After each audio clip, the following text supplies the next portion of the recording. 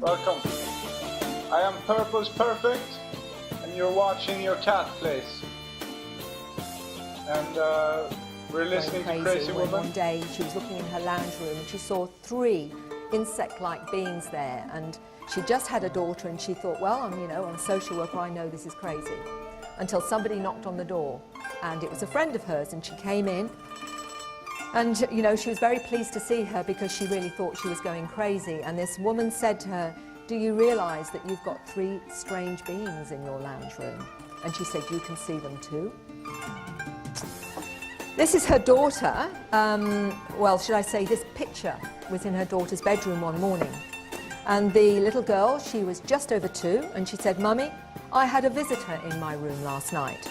And she took me up and up somewhere, and she gave me something to eat. And the mother said to her, but who did the drawing? And she said, oh, that was the lady. Now, if you look here, you've got an archetypal being.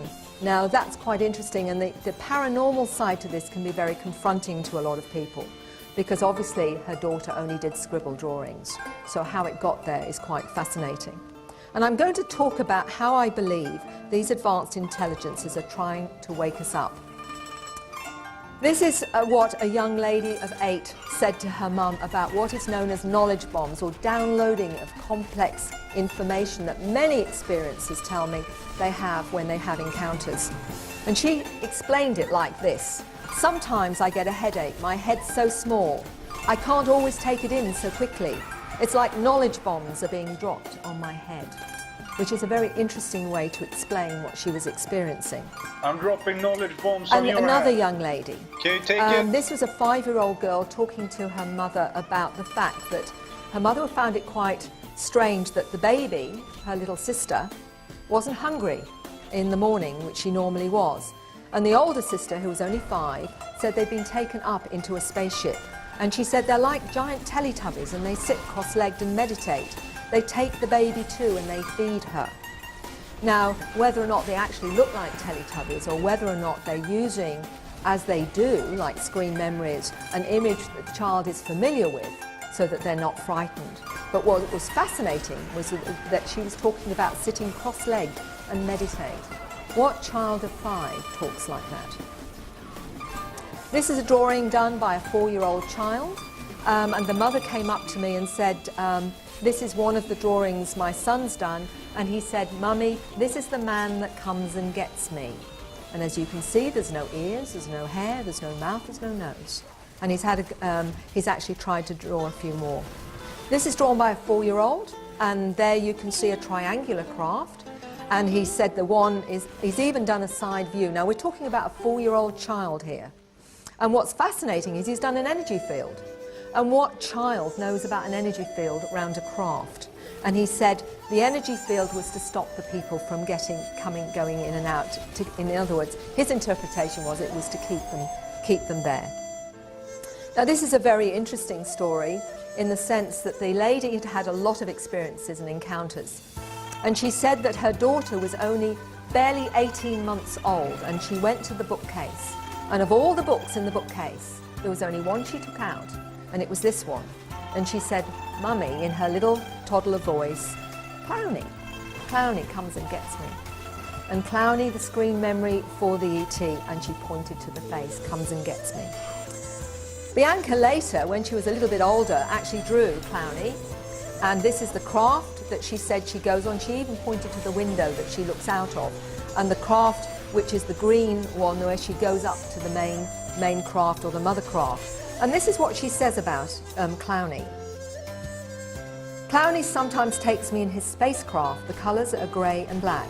I get there because Clowny flies, not with wings, he floats. Clowny's energy field. Clowny used to scare me, but my mum and dad said he's my friend. I thought Clowny was stealing me, but he was healing me. Clowny said he will protect everyone in the family. And Clowny's colours are white, yellow, red, pink and blue. Clowny's like a friend to me and takes me away at night sometimes. It's not very often anymore. He used to take me a lot when I was little, but I think it's because I've seen everything up there already. This is another picture of Clowny. Sorry about the blue background. but again, she's actually saying a little bit more about Clowny.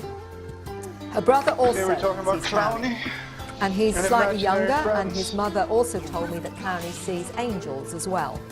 And this, again, you can see that they've got little wobbly legs, which looks as though the being is floating, and 3 digits. A similar kind of thing. Now I'm going to tell you a bit more about the paranormal side of this, because this is part of it, and many people experience this. Things go missing and then they find them again. Taps or electronics turn on and off. The electrical field of the experiencer seems to be one that does seem to affect a lot of the electronic equipment. But this was particularly interesting, and I'm going to give you a chance to just think about it for yourself. This particular book was taken up to bed every night by that 5-year-old little boy where you saw the pictures. And he used to, as his mother say, scan the book with his hand. And he used to then, the next night, give it to his sister to take up to bed. And the mother had no idea why he would do that. But what really confronted her was not the fact that he scanned each page with his hand, was the fact that one morning both children came down with the book. How did that happen? Well, I usually throw that back to the Star Kids themselves, and I actually talked to a young man who was 17 years old, and I said, would you have any explanation of this? Because for me, this is quite confronting. And he said this, and I'm going to throw it out to you, make of it what you will. He says this: the child reading the book with his hand was scanning the pages with his palm. The palm of the hand is a strong energy channel, known as a minor chakra. So both scanning this way, the child was reading the energy signature, not the words. He could pick up the essence of the story through the author's emotions and moods at the time of creating the words.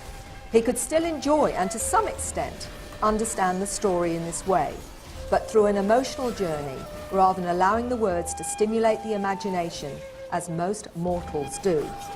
As for reproducing the same book, well, that's easy.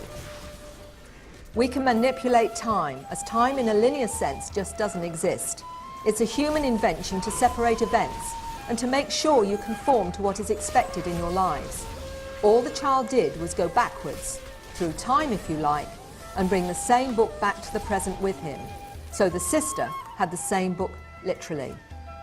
Now, this is a 17-year-old young man. You can make of that whatever you wish, but I found it quite fascinating because I'm going to talk about what's taught on the craft. Yeah, I want to and one try of some them rifts. is Send me about an time. invite.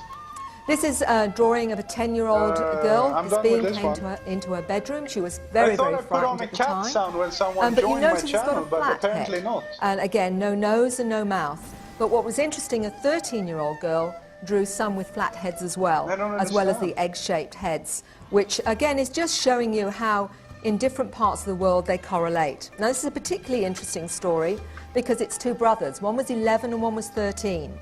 And this lady wrote to me from Vancouver. And what she told me was that the next morning, both her sons talked about a spacecraft being above the house the night before and taking them on that spacecraft. Now, this is 2 children saying the same thing. The younger child was actually talking about this strange being. He was in an auditorium, which you can see there, with other children in pyjamas, and he's talking about being taught things. And he said the lady was looked unemotional. She had no ears, no eyebrows, the nose was just slits, there were no fingernails, and her face had no expression. And he said that he didn't feel particularly frightened, but he was being taught something.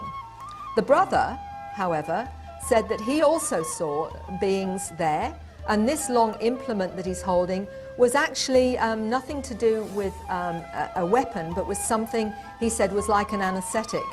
He felt these beings were like scientists and they were curious about us. And he was told it was something to do with genetics. And this is a 13-year-old child talking like this. And this is what she said. He felt the devices were more like tranquilizers than for killing. And she said, the older boy felt uncomfortable remembering the details, the same as his brother. They both remember a light in their bedroom, and the older brother remembers the little one being upset. If I have to go on the spaceship, then I'm bringing my teddy. And his older brother was helping him find it because he knew they didn't have much time.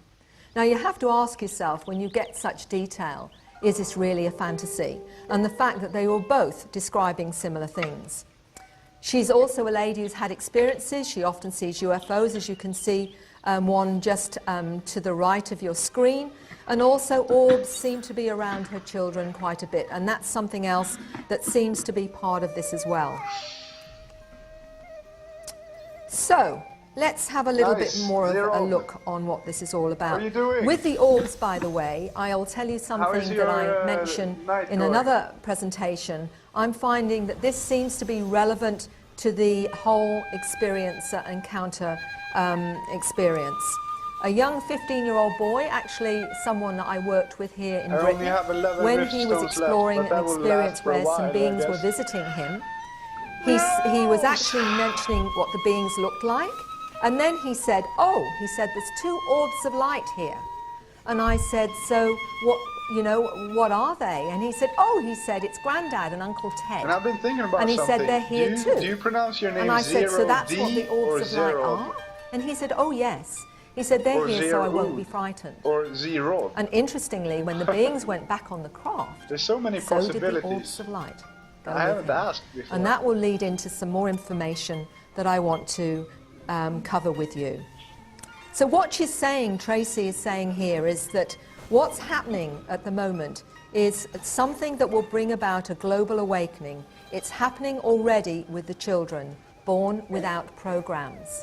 Now, one of the things that I understand through my research is our third dimensional paradigm is very limiting to us if we are to ever expand and grow in a multidimensional way. So what is happening is, I believe there are programs on this planet now that are in a way helping us to make that shift. And I'm going to probably create a bit of controversy here by saying that it's quite possible such things as ADHD, autism and Asperger's may be part of those programs. And the reason I'm saying that is that all those different, we call them a dysfunction at the moment, seem to be able to be more multidimensionally aware. They're able to see a greater reality, and many of them have encounters, and many of them also, apart from seeing angelic beings, see these other beings. Now, there's a gentleman, Neil Gold, in Hong Kong, and Neil Gold's just written his own story, and in his manuscript he calls it Close Encounters of the ADHD Kind. And he has always said that he's experienced a greater reality through his so-called dysfunction, ADHD. So it is something that I am looking at. I'm not saying I'm right. I'm just saying it's something that intrigues me because, interestingly, the ADHD child really struggles with our whole paradigm, in the sense that they struggle with even learning what we normally have to learn at school. They seem to be operating at a faster pace. But I'll go into that a little bit more if I have time. So the cosmic human, what do we know from the experiencers themselves? They're highly intelligent. Infamous. They perceive other realities. That's a nice game. They see unusual beings and or strange orbs of light. They all have a sense of mission. They manifest healing abilities, and they have an urge, at least some of them, to write in strange symbols, strange artwork, or come out with a variety of really unusual languages, which they say feels more comfortable to them than their own native tongue. And they have a wonderful sense of euphoria when they speak them. And this has been quite fascinating to me, because if someone wants evidence that this is a reality, this is not something you manifest after a hallucination or a fantasy. This is a real, tangible way that people change after their experiences. Dr. Boylan talks about the star child of both human and extraterrestrial origin. And a lot of my research is indicating that not only are we a hybrid species, but some of us actually have a number of different kinds of DNA, not just human, not just potentially grey or zeta, but sometimes those called manta, which is the insect-like beings, and possibly many, many others. And that is what they're told on the craft, and I'm going to go into that a little bit more. Again, what evidence these children are about. There are many all over the world, and one of them that's been researched a little bit on Project Camelot, for any of you that want to know a little bit more about the whistleblower material. The Camelot team went to Russia and met Boriska, and he was, it was interesting because he came to my attention because this young man still had memories as a child of actually being born on Mars. And he talked about visiting the Earth, and he talked about Lemuria, and this is some of the things that he talks about. He actually said that that Lemuria existed 800,000 years ago. They were 9 meters tall. He stated that people will find knowledge under the pyramids. And he said also life will change once the Sphinx is opened, and that the opening mechanism is behind its ear. He also talked about the Martian civilization, megalithic cities, and spaceships and flights to various planets, as well as Earth. He had an amazing understanding of cosmology. He talked about the gifted kids, and they were called indigo. He said he knew of them, and something was going to happen on Earth. They are of great importance, and they will be able to help people. He also was an amazingly advanced child. He could hold his head up in 15 days, spoke his first word at 4 months. At the age of 7 months, constructed his first sentence. He had exceptional memory and not only talked about Mars, but planetary systems and distant civilizations, which is absolutely fascinating. And 2 little anecdotes I will tell you is a 5-year-old child in Australia. His mother was talking about the pyramids, and he got very angry with her when she said that slaves pulled all the stones and built them to make the pyramids. And he said, "No, Mummy," he says, "you've got it all wrong. You don't know, because I was there." And he said they changed the density structure of objects large and small, and they levitated the stones into place. And they placed a crystal on the top to communicate with other worlds. And there's information in the Sphinx, but they haven't found it yet. You're talking of a 5-year-old child saying that. 5. And then I went to Adelaide about a year and a half later hearing this, and I met a lady there in her 70s. And in the 1950s, when she was on her farm, she told me that this strange structure she saw outside her farm, and she thought the Shire had built it overnight because it looked so strange. She stood underneath and immediately found herself in a spacecraft with blonde-haired beings with blue eyes. And from that time onwards, they actually spoke and taught her many, many things. And she'd never spoken about this ever in her life before until she came to this conference in Adelaide. And she said, "Mary, they told me about the pyramids." Now, she hadn't heard my presentation. And she said, "You know," she said, "they levitated those stones into place." She said, "And it wasn't who they thought, we think it was." And she said, "And they placed a giant crystal on the top, which communicated with other worlds." And I'm just thinking, hold on a minute, there's a bit of deja vu here. And then, so I actually showed her what this little boy had said. And she said, "But what about the spaceship?" And I said, "What spaceship?" If I have to look over there, on the chat, it's very far away. No idea if she's right, but isn't it interesting? Dolores Cannon does a lot of similar work to me. She's written many, many different books, 14 in total now. And she gets, through her regressions, a lot of information that confirms what I'm finding in my regressions. And this is all to do with the expanded DNA. And I think we have to look at every avenue of information to see if we can qualify it in whatever way we can. And this is what she's found in some different people. I'm giving you about 3 different bits of information from different clients that she had. One of them said this: DNA has been expanded to 12. We will have lighter bodies, eat less, more liquids, and have difficulty processing heavy, dense foods.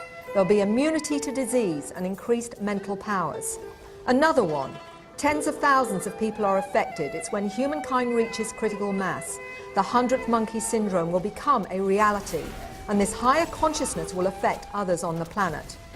Then another one: there's been upgradings done. The human brain's upgraded too. The genetics are changing. There's more capacity. It's different wiring. It's different configuration. And another client: several have, she said, have unexpectedly gone to somewhere else into a past life, and it's not Earth. Some of them are emotionally considering it home. And often it's a hostile environment. It's hard to explain, she said, why they would have such a powerful and emotional connection to a desolate alien planet instead of their Earth home. Even though they don't know where home is, they have this longing to go home, and I bet there's some people in this room that know exactly what I'm talking about. I call these people star children, and I have discovered them all over the world. Now, Dolores Cannon is very well known. She's gone to so many different countries and has her books translated in 28 languages now. So, and worked for 40 years gathering this information. Many, many letters I get, and this is just one example. I'm in my 40s. I started walking at 8 months, talked in sentences by 10 months, knew how to read at 2 years old. No one taught me. I attended school at night. I had friends who walked through walls, became invisible, and we spoke telepathically. I desperately wanted to go home. Ja, jag har några kompisar som har spelat Shadow of Mordor. Now, a young man who's now in his 30s told me many things he could do as a child. And what he says about his experiences now is this. Remembering what I did before is like remembering a dream. It does not mean it's not real. It means that the mechanical thought processes lie outside my now normal conscious thinking. It lies on the outer ridges of the mind. You just have to find the edges and go further. And this is what he told me. I'm picking out a number that you might find interesting. He said I could take hard-boiled eggs from boiling water with my bare hands. There's a young man in the UK, that Anne Andrews' son, who told me he could do exactly the same thing, Jason. I had a lady when I was speaking in Western Australia in her 60s, when I was talking to a group, they came up to me silently afterwards and said, you know, Mary, I could do that. She's in her 60s now. I could turn out streetlights with my mind. I would have telepathic conversations with my sister until she told me to stop being lazy and start talking. This is so common. This is so common. The parents that have said to me how freaky it is that their child picks up on their thoughts. And one lady said to me, you know, I would be thinking, oh, I'll give him baked beans for lunch. And before I say anything, he'll say, yes, baked beans will be fine, Mum. It can be very confronting. And I'll tell you, those that are teachers here, watch out, because a lot of these star kids can read your minds. Oh, nice. And I remember a 13-year-old girl telling me, and she said, it's really awkward, Mary. She said, because I know what my teacher's thinking. And what she's thinking and what she's saying are two different things. And sometimes what she's thinking isn't very nice. I know these things. So watch your thoughts. It goes with my programming. Traits of a star child. And I'm going very quickly here because I'm trying to give you a big overview here. They seem to, it appears that they may well have superior mental and analytical capabilities. They have a direct connection to higher awareness, extreme sensitivity to thought and emotion, enhanced DNA, photographic memories, fast motor neuron responses. Did they release it for the they know PC, how to or is it only manipulate for time and PS4? space, which is taught on the craft, and I'm going to talk a bit about that in a minute. And they are very good at non-verbal communication. And I'm going to go and give you some evidence, because you're probably thinking, oh, well, this sounds all very wonderful, but where's the evidence? But first of all, I want to, for those of you that are having experiences, and I am not in any way denying how difficult this is and how traumatic many have, the trauma that many have initially when they realise that they're being visited. And that I am no way minimizing. Because I want it on PC. But what I will say is that often the fear is the fear of not knowing, or the fear of something that may have happened, and what you think happened may not have happened in quite the way that you believe it has happened. And it is part of this process. And I would like to just say that down the track, a little bit about why I think that's going on. But Tracy Taylor, who I've mentioned before, and you've heard a little bit from her, this is how she actually talks about this, and I think it's very, very important for you to hear what she has to say. She says, as far as my own contact experiences, I became very compassionate towards ET beings, as there's so much that humans can learn and benefit from interacting with them. I was fearful of my experiences only when I realised that I seemed to be the only one having them. I didn't know what was going on or why, but there's always been an equal exchange. I help them achieve their genetic goals, and in return, my healing and psychic ability, plus my understanding of life on Earth and so on, has been enhanced. They also protect me when I ask them to. Basically, at the start, I misunderstood the Greys.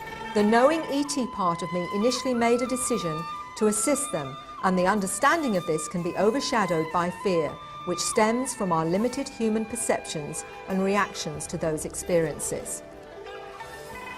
So we're now going to go into what I call the secret school. Now, Whitley Strieber, all of you will be familiar with, I suspect, in this room, who wrote Communion and many others, Transformation. of his own experiences. And one of the books he wrote that he really had a difficult Yes. time with was what And the then book we called could The go Secret Tiger School, 4 or where he Tiger 5 recalled or something. ultimately Oh, being you taken mean- as a young Oh, child snart at smäller night like I'm to a gonna certain die. place in where he used to live No. as a little American boy, I'm taking it and easy this being time. taught things. Now, there was a lot of I problems need with to go researchers about this because it all sounded a little bit too beyond. Oh, it's going to start. I'm going to stop that, sorry, before I get there. Now, Whitley Strieber, before I get to this, he wrote about his secret school experiences as he recalled them. And he said, I'd certainly been there at midnights in my childhood. And he talked about what he was being taught. Now, this is a 9-year-old child we're talking about here.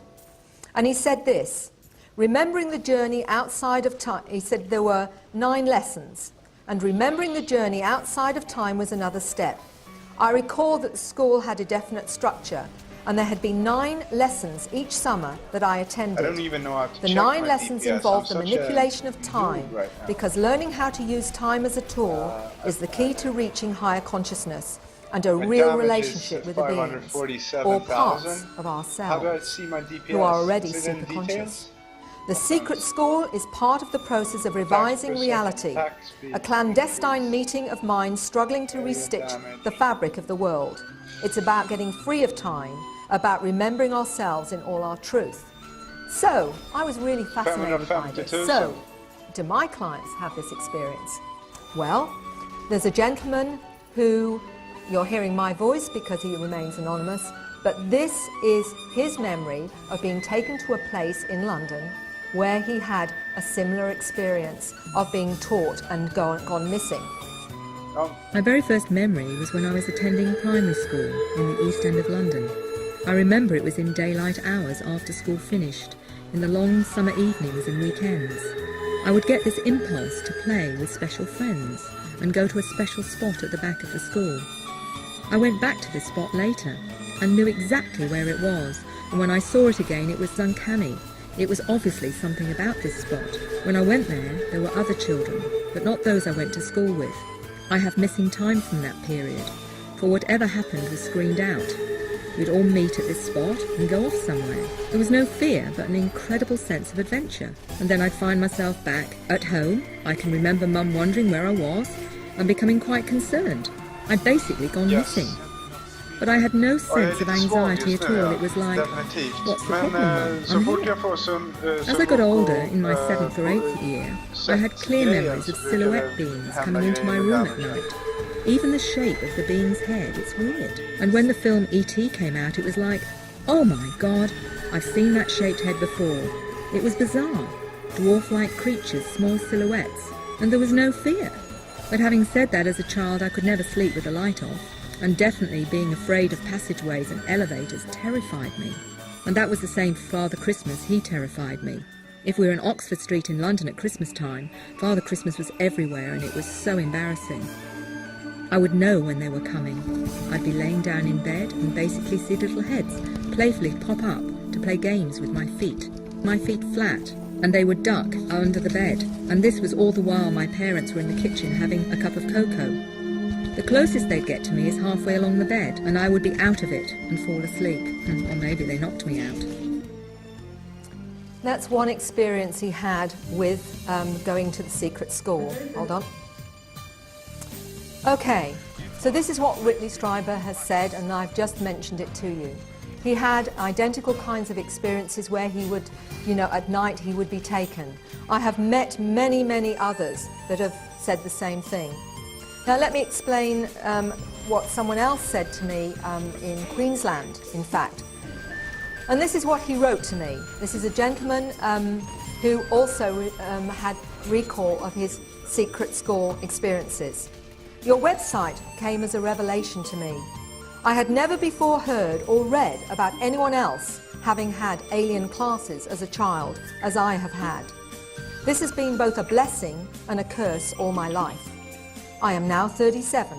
I remember having been given physics classes at the age of 3 or 4 in a classroom of children of similar age to me.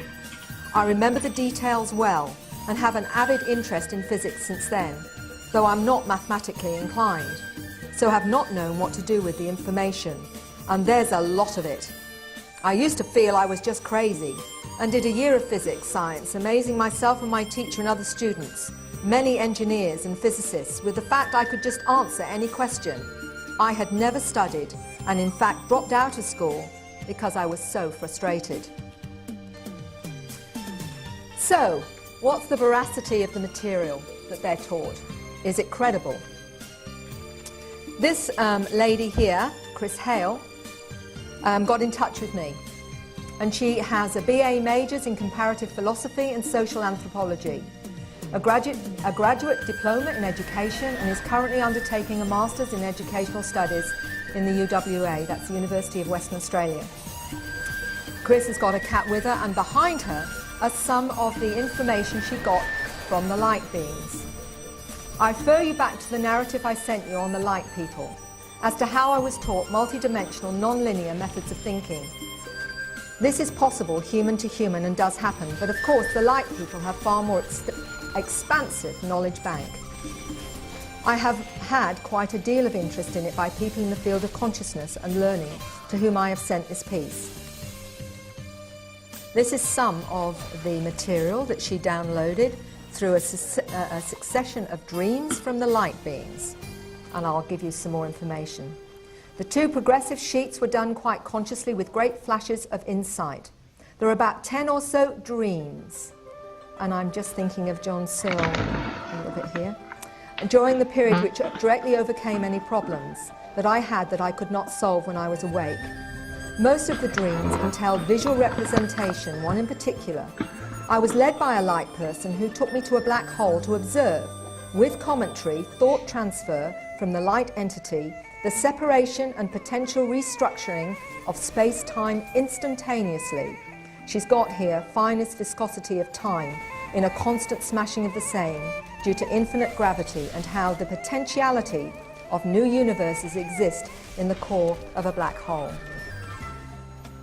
So, being someone who was able to do this, she actually got in touch with two very highly regarded professors. One was Professor Paul Davis, the Chair of Physics at Adelaide University, and Professor Brian Josephson of Cambridge University. And I'm only giving you a very brief overview of what they said. This is maths we will not see for hundreds of years due to the adimensional nature of the spin and lack of fixed parameters. But it actually went into a lot more detail with that. And as I don't really understand what I'm reading, I'll leave that one to you. But what was fascinating for me was, okay, so Tracy and many others say they did physics when they were a child. I wonder how much of it they actually understand or know in terms of physics today. So I asked Chris if I might send to Tracy, who was actually in England at the time, some of her drawings from the light beings on this, without saying anything about them, but what could she understand, because she used to tell me she had downloaded physics.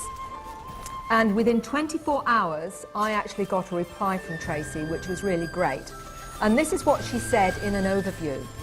I looked at Chris's drawings briefly, but it seems that they're related to the understandings of beyond light travel, and also the connections between the inner world and macrocosm and microcosm, and how they're interrelated. Now, what's fascinating is what Chris responded to that. She said, she's absolutely spot on. Over 5 to 6 weeks I was taught about the viscosity of time and space continuums in my dreams. It's how the inner and outer connect and how we can dematerialize within overlapping continuums. Yes, it's beyond light travel. Good God, some of the best physicists in the world have looked at this and haven't realized what she has seen at a glance. So, what are some of the educational syllabus that I've isolated so far? And I am sure there is so much more. So they're taught quantum physics, new understandings of experiences of time, the connection to all things, new thought processes, understanding of the spatial geometry of thought, new expanded states of consciousness, out-of-body training, telekinesis, telepathy, mind melds, ecology, healing and working with energy, the true history of man's origins, time travel and teleportation. And one of the most fascinating recently is parenting classes. And I'm going to give you a quick overview because I think it's really important. These new children, it seems, need to be approached in a different kind of way than the way that we normally behave. And Susie Hansen, who I'm going to mention at the end of my presentation, talked about going on the craft with her son, him going in one direction, her going in another. And she was taken to a room with about 14 other parents. And what she was shown was an interaction she had with her eldest son, where it was like in real time they'd recorded this interaction, where she'd said something to her son and her behavior to him. And she said it was quite embarrassing. But then she said she was shown how her son perceived her behavior to him. And what they were saying was, with these children, you have to do it differently because they see things differently. So you now have to behave in a different way. And every parent was shown an incident and then shown how they needed to behave from their child's perspective, which is fascinating. Gosh, I wish we had this here. Ultimately, though, the bottom line was then she actually got very, very teary because she said, now I know why I'm different with my eldest son to my younger son, because she felt very guilty about it. So that was quite fascinating. Hypercommunication. It should be borne in mind that the nature of extraterrestrial communications, that in a majority of instances, star visitors communicate with humans by telepathic transfer of mental images and concepts, rather than by words and speech. And this is really where we go into something I'm particularly interested in. Tracy explains it this way. Everything's made up of the same matter, resonating at different harmonics, so the ETs are able to communicate with us, directing thought on subatomic levels, and so activate the subconscious. These symbols are meant to communicate the nature of the macrocosm, and that's really quite fascinating. Right, let's just give you another little example. All around the world I meet people that come out with these languages that have had encounters, and it's been fascinating for me because I've wanted to understand more. And again, it's like joining the dots. Dana Redfield is an author of 5 books. 2 of them were about her encounters. Sadly, she's not with us anymore. But Dana I communicated with a number of times. She lived in America. 2 of her books, Summoned and The Human ET Link, were about her experiences. And I sent her a DVD of Tracy speaking, and she said to me, when Tracy began to speak in the musical language, I spoke along with her, almost as if I were engaging in a 2-way conversation, which was quite incredible to her. I have had many people come to me that have heard some of the languages and say, I do that too, but I never ever talk about it.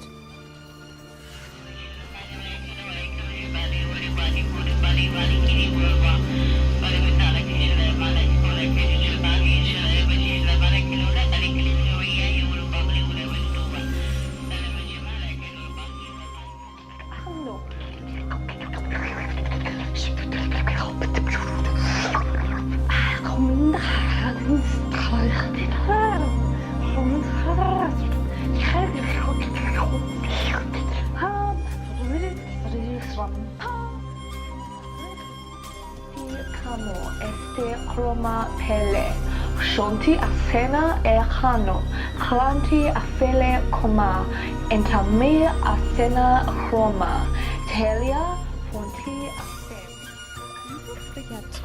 7 riftstones left, then I need to go bounty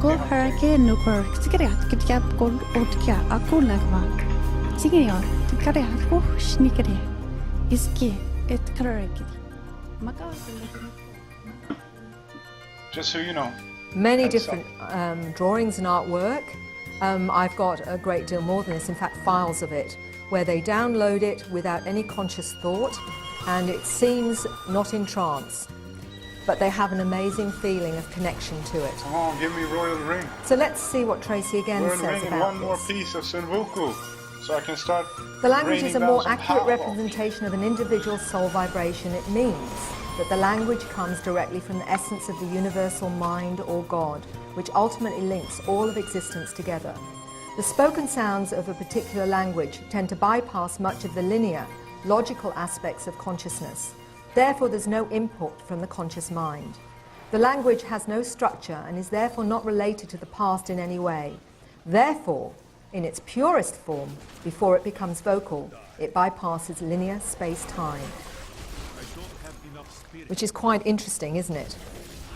The language is a creation of the soul in a way that directly connects with the soul of another. There is no framework for interpretation of sound vibrations and cannot be accurately interpreted into English or any other language spoken at this time. It's teaching us to communicate with our soul and the souls of others. This is one of the steps from words to telepathic communication.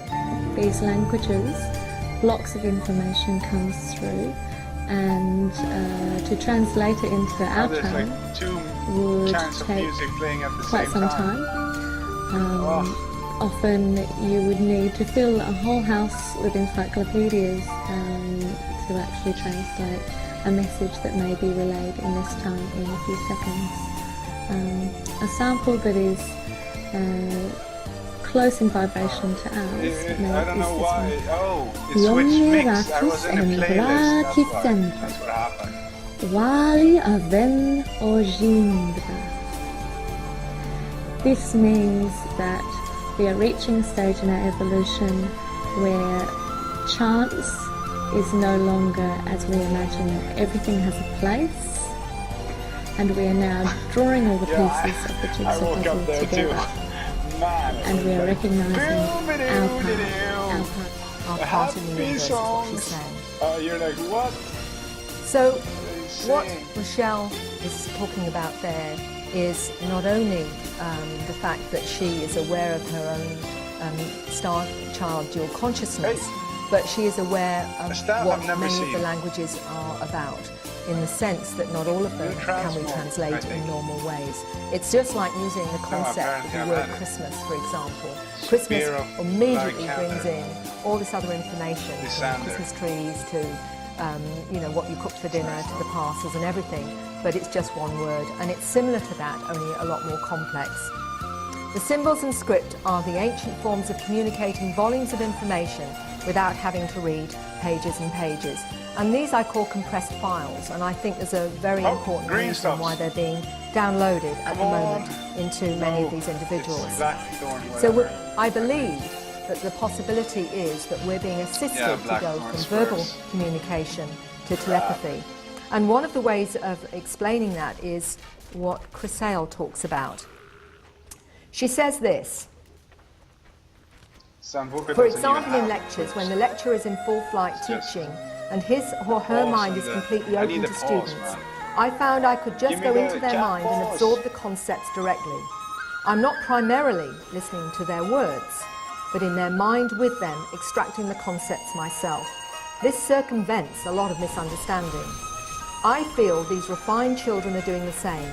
I have taught, have made sure my mind is completely open while speaking. There was thought transplanting going on. My bank of information was merged with theirs, and they re-schematized their own knowledge systems accordingly. Of course, symbols would be the written conduit for this, like in non-literate societies, say of ancient Greece, where the mystical knowledge could only be passed on face-to-face by an adept teacher. But ancient symbols hold the conceptual keys that trigger within the observing mind without a teacher being present. What is happening with people, kids who have these experiences, is more a different way of learning than our generally accepted linear way of learning, reading pages and pages. This is an extension of our symbol trigger mentioned by Tracy. Okay, I'm gonna make of that what you will. Turn down the program and the music a little bit so you can hear me. Sure. It's really like translating information that has been lost, information that was known by ancient civilizations. I'm not able to give you a more accurate description of this writing. My style is really like a shorthand, if you like. It's probably quite messy. But within each character, again, like the languages, it's really like a block of information in itself. If you were able to get three-dimensional, depiction of each character, because that's how I see each one, that would be much more accurate. Is it better now? With all the information that comes through me, I'm aware of it being multifaceted. When I do healing work, I also will see coding in the air, in the energy field, and I may see this coding in either numbers, like you may see mathematical configurations, or I may see them as dots, or I may actually see them as portals. There are many different ways that you can view them, or you can see them as sound. It's the same with the writing too. And what are you feeling at the moment that you're doing it? What is the sense that you have? I feel very happy when I'm expressing in these ways, when I'm expressing through what people might call ET languages or ET writing. It feels much more natural for me than many of the human forms of expression. I guess this has to do with my dual consciousness and the fact that for me it is really learning about being human rather than learning about Diablo is being just Chinese for... Oh, he doesn't hear me. You hear the last of that. It's more about learning to be human than being extraterrestrial. She's actually having to learn to be human, and that's what she's talking about. And one of the things that I haven't included here is I asked her how she read this kind of script, and she was describing that she puts her hand over the top of it and reads it like a kind of barcode with her hand. And what does that 5-year-old little boy do? Exactly the same thing. Again, what I found with others, like Dana in America and many, many others, they do a range of interesting, fascinating, complex drawings. These are some of Dana's. I won't go into the explanation here because they're actually on my first presentation. So I'm just really wanting to give you some idea of the complexity of some of the artwork, which certainly is showing something's going on with these individuals in terms of what experiences they're having in their encounters. And of course, coming out with the same strange scripts. I see so much of this. It's sort of, I've got files of it from people from all over the world. But some of it is very similar, some of it is quite asking me what I'm doing first. That's this is some of always Dana's, and she has a fascinating understanding of them as well. This is more of her work. And this is one of Tracy's. As you can see, it is very busy, but it's also quite fascinating to see that each tiny bit of it seems to hold a great deal of information. My voice and this and is the where program I'm and the talking music, about the okay complex now? files. Now Tracy also did black and white ones. Actually, to the right of you there, you'll see this strange image. This was something that Tracy did probably about 6 or 7 years before she went to Egypt. And she said that this particular one was particularly fascinating to her. And let me just explain what she said about it. She said that this was at Karnak and Luxor, and she knew immediately she took this image with her that it would fit. And she was not only talking about the pyramids being conscious energetic amplifiers and focusing power source, she also said, I knew that this would fit from a distance. I knew it would fit because I had a strong feeling to take it with me. And then she said, the reason that she had drawn that particular image was this. Horus came to me in a dream. I was in an underground cavern or cave. Is it better now? He was showing me some Egyptian hieroglyphs on the wall. This one was carved into the wall with his snake's tongue. I don't know. And then he grew in size, and I was above the ground looking at the now, symbol with hills and sunrise in the background. It's a sacred symbol from ancient times to help us awaken and remember who we are, which I found quite fascinating. These are some more of her drawings of how she understands and the pyramids and other ancient sacred sites. So I'm now going to show you what seems to happen very much. To be too loud either, but I want a nice balance of everything. It shouldn't be. I've been one sound shouldn't aware be taking of my over extraterrestrial contact now for 8 years, but I've been having contact my whole life. My experiences with extraterrestrials have been quite varied. I have gone through a process now over the past 8 years, and I've come through a lot of the traumatic aspect. And now my experiences have brought me many rewards, particularly in the way of healing abilities, and I myself have changed in a positive way through them. I have a lot of help with healing work. I speak in many different ET languages, and I also write in alien script. These abilities all come quite naturally to me.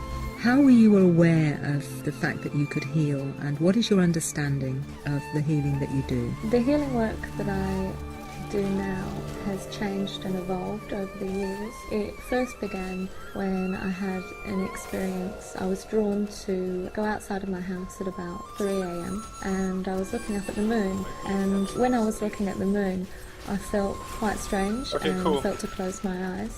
When I closed my eyes I felt lots of different sensations. I felt cool air being blown on my eyes and on my fingertips. I had pin-pricking sensations all over my face. I had the sensation of wind circling my head, and I could feel it clipping my nose as it went past. I also had sound waves that were going into my ear from a great distance, and these repeated over and over. I had tingling sensations all around my head as well. This process went on for some time, and when it stopped, I felt I could open my eyes again. That's a good question. And I felt quite heavy in my body, as if there was someone else in my body. I did a Google search for the Nephilim. I was then drawn to go inside. And it was called Human Evolution, Alien Hybrid, when the I lay down Real on my X-Men. bed, I actually started to perform that's some all I sort can of tell surgery you, on really. myself. I'd never done this before. That's what I'm watching. Any experience of healing it's work pretty strange. either done on myself no doubt. or performing it on others before. So I had my hands away from my body. I wouldn't say it's uninteresting because it's quite interesting, but it's definitely weird. I was using my fingers, or they felt as though they were pulling what you imagine to be puppet strings. That's what it felt like. And I would have a series of consecutive movements, and I could feel the work going right through and penetrating through my organs. I would then hold my fingers sort of locking a position in place, and then I would use a series of very specific movements of the muscles in my eyes, which would then unlock or release this pressure. I had to actually move my body into different positions to access all the parts of my body.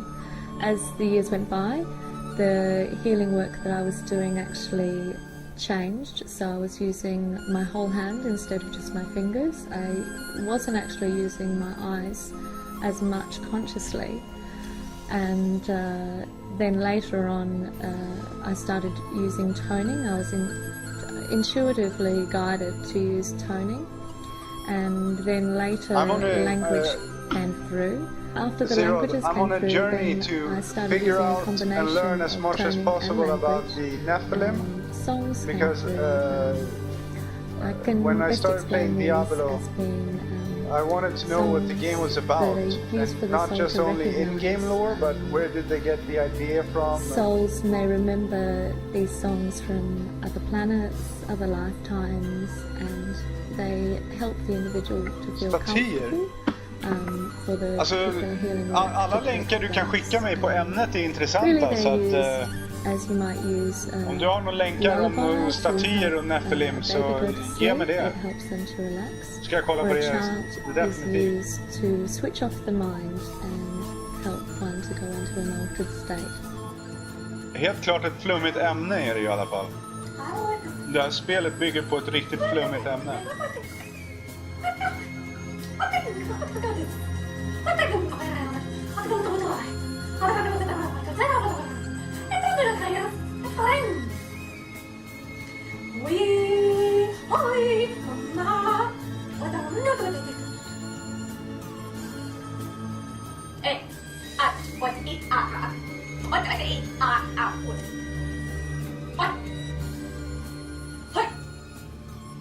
Yeah, what's that? What is she doing? What she's talking Michelle's alien. doing there is actually talking about healing and about the fact that she found that was after some an experience crazy alien with the moon, healing language. And the moon is very No doubt. important here because a lot of people talk about the moon being around or a very big moon.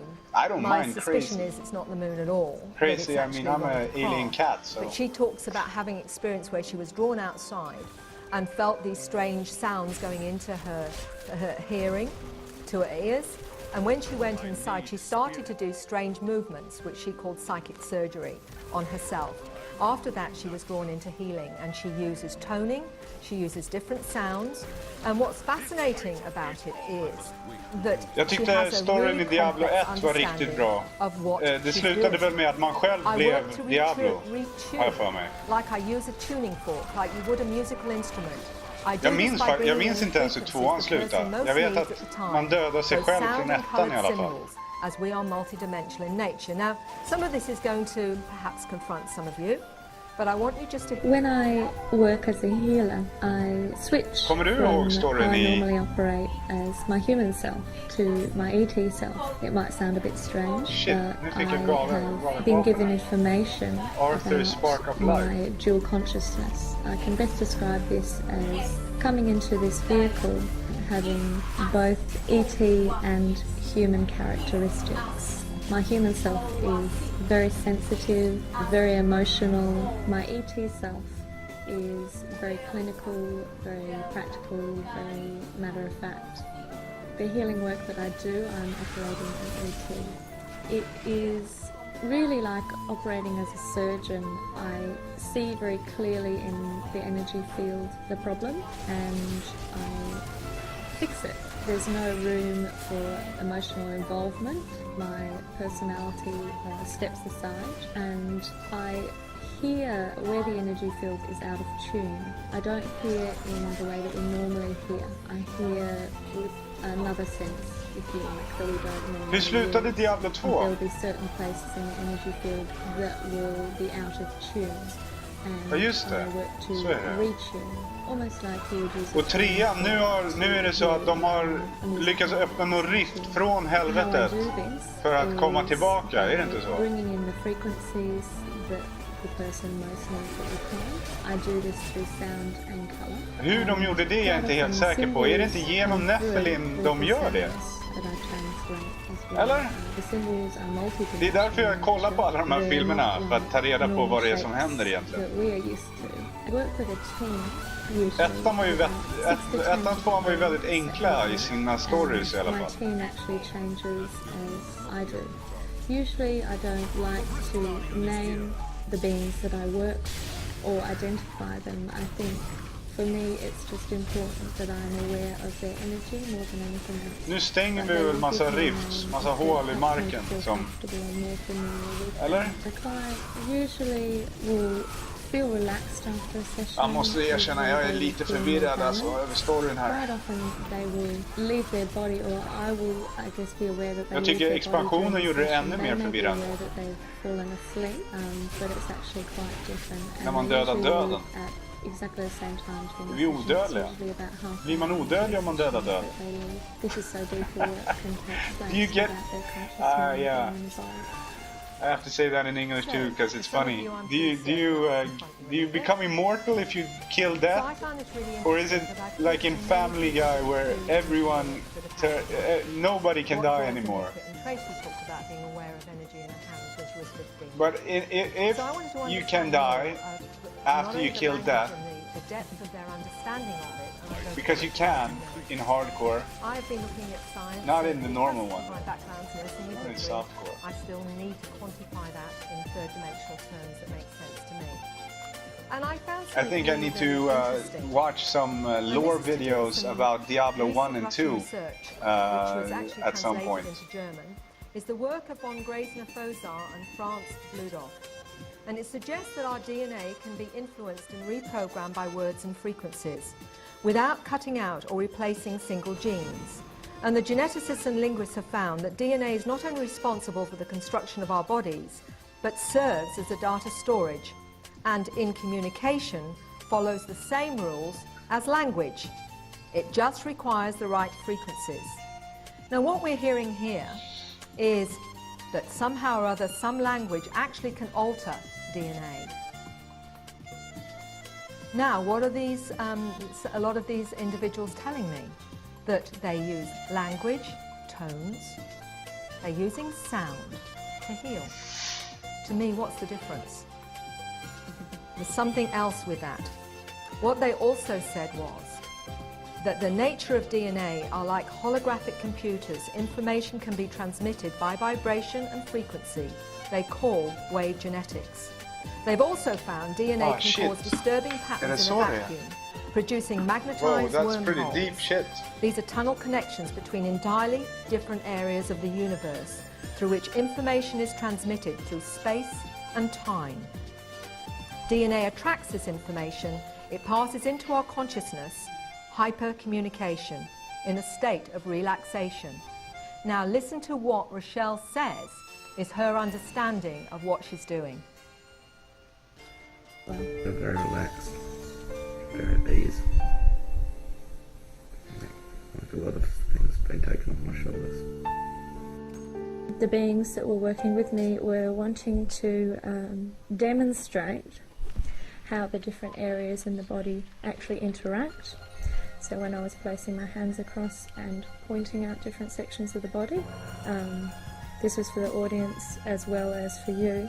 It was just showing how each part of the body is not independent of any other area. They all work together, and it's important that we recognise this, see the body as a whole. There are particular titles that are given For the love to of the each part of the Nephilim body that are related Philios, with vibrations. I will leave this weapon behind and exchange the power of heaven for the peace of sanctuary. The title, The angel like Lysander. It actually activates that area. Så Sanctuary är byggt av både demoner och änglar, om jag förstår det rätt. We are imagining Men that the body varför? is the universe and all the Vad är planets poängen egentligen? Vilken and all others exist within du vet. this. Ja, So det är we're därför making them all jag work fattar inte together. riktigt. And within each chakra, all of the Vad planets handlar exist. kriget om just nu? So we are just Vem activating the slåss vi mot? appropriate Är vi planets onda eller är vi goda? for this Det- particular Ja, jag person vet inte. at this time. Others will be activated Vilka är at de other times, onda? but they all exist within each chakra. Vad är det som And egentligen each händer chakra just is nu i also storyn? multidimensional in nature. It is not, as we imagine, just 7 chakras, but each has many layers. Well, I find that really interesting when we're looking at what we know about DNA now, or at least what these researchers are indicating with DNA. So, let's take this one step more, further. I have been really interested from my nurse midwife days on why we have this DNA mystery of ours. Not only have we 223 genomes Men in vilken our sida är DNA, vi på? that is a sideways insertion of genetic Vad är det här material för that did monster not som come kommer här? Vart through kommer the de invertebrate ifrån? Vem phase of skickar our hit evolution. dem? That Det är vi is som also öppnar den här part Nephilim of- Riften. which actually contains Varför everything to öppnar vi do dem with hela higher tiden? psychological functioning. Och Where did varför that skulle vi come vilja from? öppna That rifts in till itself is helvetet? a mystery that many Eller, people jag are fattar exploring. inte. But what I was also Vad gör vi för interested någonting? in is some of the latest research What's in the terms story of here? our I DNA don't. mystery I in need to terms of our understand. This is junk why I'm DNA. watching this show. What is Because being I need said to is understand that, what's first going of all, on in we this only use game. 1/5 of our I'm brain. so confused. Why is that? We have 3 billion base pair genomes in the genetic code, but only 60 million are active. Why? This information they carry is never read. We only exist on 3% of our DNA. A group of researchers working on the Human Genome Project made an astonishing discovery. They believe the so-called non-coding sequences, which is 97% in human DNA, are no less than a genetic code of unknown extraterrestrial life form. This is Professor Chan, the group leader. What we see in our DNA is a program consisting of 2 versions, a big code and a basic code.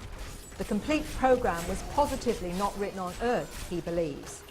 He says the genes by themselves are not enough to explain evolution. No creator, be it programmer from Mars, Microsoft, would not leave a program without an option for improvement or upgrade. The upgrade is already enclosed in the junk DNA.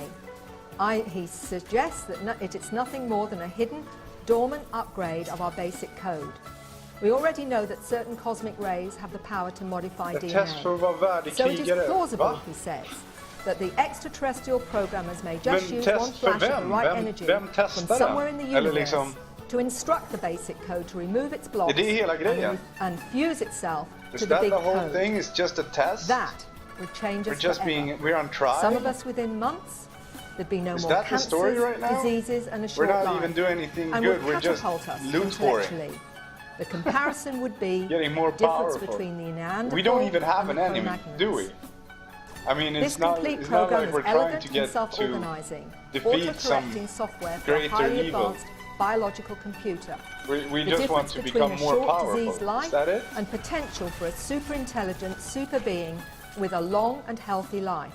It's very weird. So what about the downloads, the scripts, the language, the goblins? cop circles? Is this part of the energetic upgrade via our DNA? Remember, we're talking about a flash of the right energy. So what are these as part of that upgrade? Are these part of us waking up? Are they helping us to wake up? Of course, rifts Are has to these do the something ancient with the symbols story. that I are mean, actually it's the assisting this process according of to evolution? the studies I've been doing with these shows I've been watching. The rifts are like in Buffy the Vampire Slayer. The rifts open and the hell mouth. Including healing.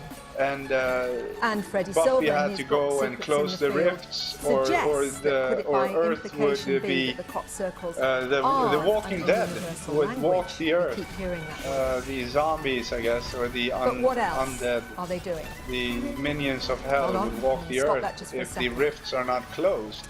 So we're looking at the But we're not closing rifts; we are opening rifts. Possibly, and then we're those closing them. Files or downloads. I wonder, and I'm only wondering. Maybe it doesn't have to do with the story, but you know, files, in fact, are it the new should software be part of the story for the new somehow. computer. That when It's we Blizzard. finally They usually get do switched on, something if that's with a twist. what Professor Chang is talking maybe about, we're gonna opening, need you know, a new the rift operating to hell software. for the I wonder Diablo 4. if, in fact, these downloads are compressed files and the new software for the new computer. I really don't know. So if they release Diablo 4, it's our fault that the devil is on Earth. I just want to give you an overview we of have this. to kill We're him actually again. doing very well for time, so I might even Could that be the story? Questions. Suzanne Hansen is a very dear friend of mine who's had experiences all her life. She's a former teacher. She now runs YouFocus New Zealand and has had many conscious experiences. She's been taken aboard the craft many, many times. She's also been shown her children on the craft. And she's going to confront some of you books? that perhaps still feel that a lot of the Zetas and Greys are in fact robotic-like creatures, because that's not been her experience. And it's not been the experience of many of my clients.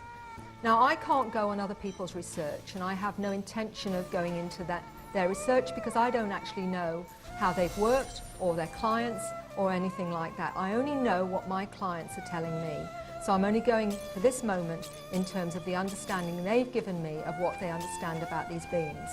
One of the things that Suzanne has told me is that when she's on board craft, she has particular connection to some Zetas. She knows them well. Okay, I only have 3 rift stones left, and I need bounty hunting. And she said, apart from that, you know, she has found them to be extremely loving, extremely compassionate, and extremely kind. And one of the incidents in regression that she told me when she was learning things on the craft to use her mind was when one of the beings was accompanying her back home. I'm gonna go get some she said the juice. being in his mind showed her that he was sending an etheric arm around her to let her know that he was with her and he was looking after her. And it was his way of showing that he was caring for her. And she perceived this, and to show off, to show what she had learned, she sent an etheric arm around him, and he acknowledged the fact that she'd learnt well.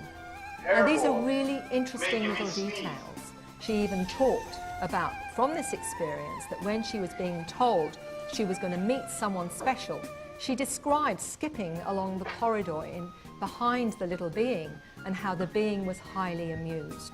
So because you don't see the face move, you don't need to, because everything is in the mind melds and in the telepathy. Now, this is a particularly fascinating experience that Suzanne had. She was told to come and see me and have a regression. She flew over from New Zealand to Perth.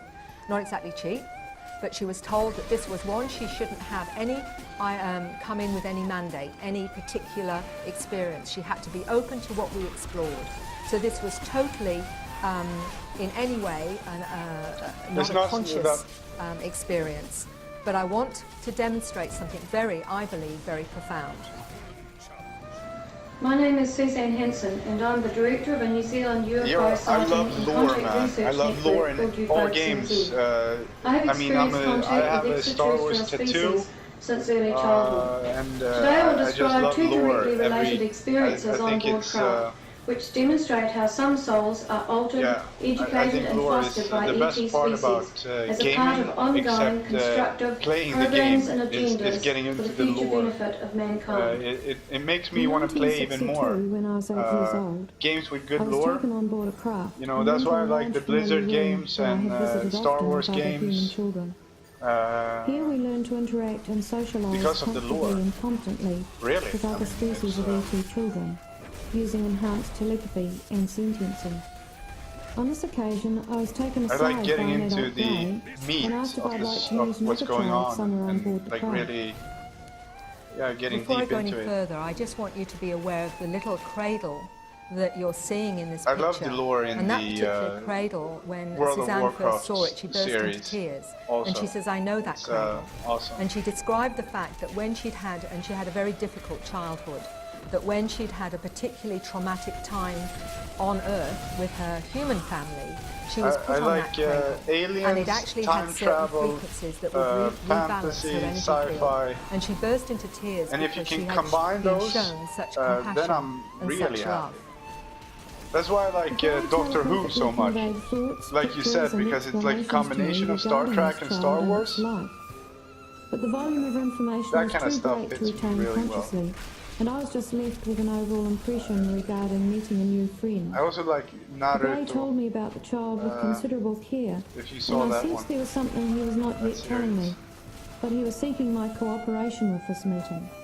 We proceeded to a small room and waited, and I felt excited about meeting a new friend. I tried getting into Two Greys entered the the room with a vibrant blue ball Bleach of light and the other floating in the air animes, between but them. never really As I could stared One at the ball in Piece, surprise, having expected Fairy a child to arrive, all of I those. experienced profound But feelings the only of one I love really and enjoyed was familiarity, Naruto. and sobbed at I don't these know why, unexpected thoughts. but I just The Grey told me I would love this ball like of to light in the struggle future, as it would become my being son. alone and He referred wanting to to it as have both a friends. source and a complex system, Oh, and said green I had known stops. it since before my own What did I birth. get? Ah, The Grey no. began an intense mind-to-mind Got the same download Diablo as I consisting of have. 3 streams of information. The first just calmed my emotions and confusion. They wanted us to get to know each other, future mother and son, It wasn't and even they better would than observe the how one we I had. related to each other.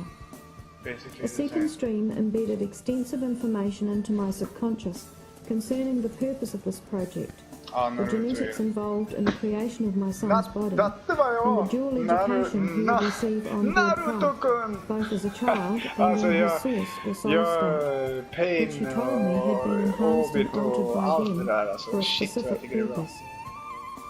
Finally, the third Kabuto. stream brought my mind Jag back har to the present massa as an 8-year-old pannband child, and they och left me grejer. to play with the ball for a while.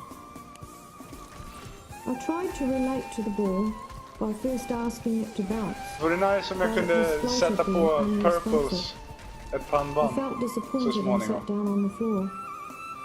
Suddenly, I felt as if I was being watched and became aware gröna the grejer! ball was thinking Gröna of me. grejer! It descended down onto Green my shoulder, items! and we were Green! soon racing around Give the me the room, greens! communicating happily. Shoulders! Ah, no, I But have all the too shoulders. soon, the Greys I returned. wanted the gloves. They expressed satisfaction that the meeting had Oh, gone so well. much loot! 2 of them took the ball of They light go to away, town. and I felt deep sadness and longing. The Grey assured me that we would meet again many times up until the day that this son would be born. So we returned to where the other children were interacting. In 1983, now Oh, wait, aged don't 28 close your years lips. old and near to full term in my first pregnancy, I was taken on board craft. I My won't make memory it back. begins with me being assisted down a corridor Pick up by all 2 the tall stuffs. entities, a mixture of species.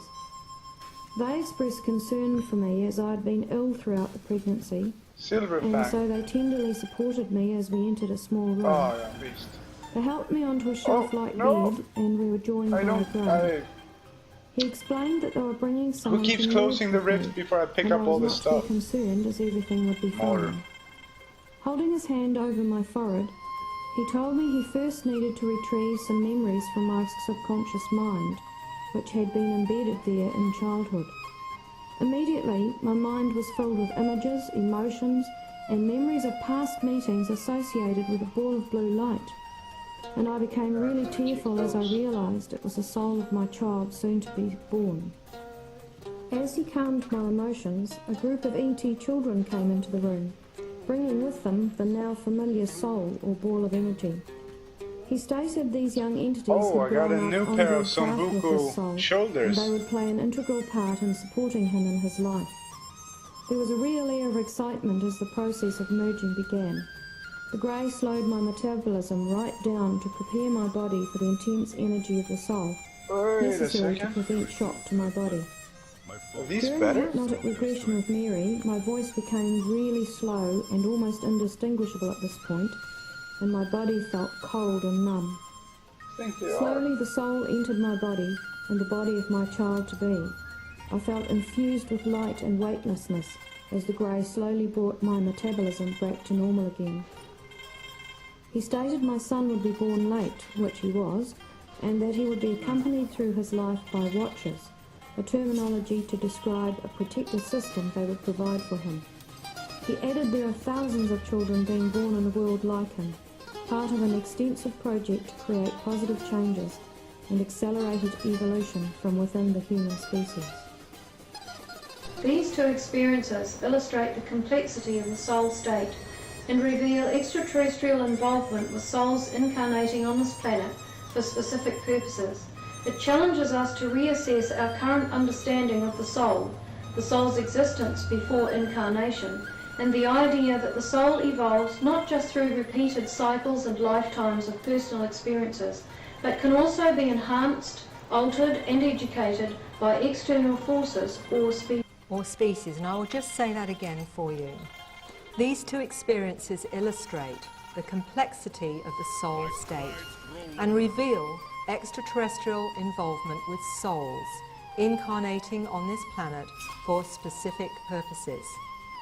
It challenges us to reassess our current limited understanding of the soul's existence before incarnation, and the idea that a soul evolves not just through repeated cycles or lifetimes of personal experiences, but can also be enhanced, altered and educated by external forces or species. Now this is going to, for some of you, I think, be quite a difficult concept, and I understand that.